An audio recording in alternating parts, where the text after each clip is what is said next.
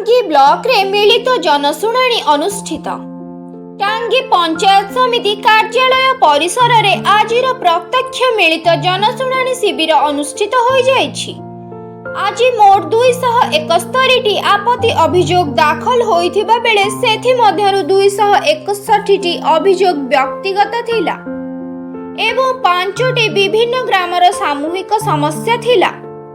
उक्त अभियोग मानक मध्यरु स्थल विशेष रे 2टी अभियोग तत्काल समाधान करा जायथिला।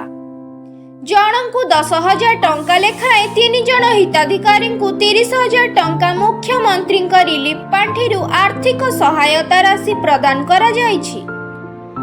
आजिर मिलित जनशुणाणी अवसर रे जिल्लापाल चंचल राणा अध्यक्षता करिथिबा बेले आरक्षी अधीक्षक अविनाश कुमार, अतिरिक्त जिल्लापाल प्रताप चंद्र बेउरा, मुख्य उन्नयन अधिकारी तथा कार्यनिर्वाही अधिकारी डॉक्टर बादल महांती, उपजिल्लापाल Dipti Ranjan Sethi, CDMO doctor Rajalakshmi Patnaik, deputy collector देवदत्त कर, बीडीओ टांगी और जिला शिक्षा अधिकारी विश्वनाथ तराई और अन्य समस्त विभागीय अधिकारी प्रमुख उपस्थित थिले।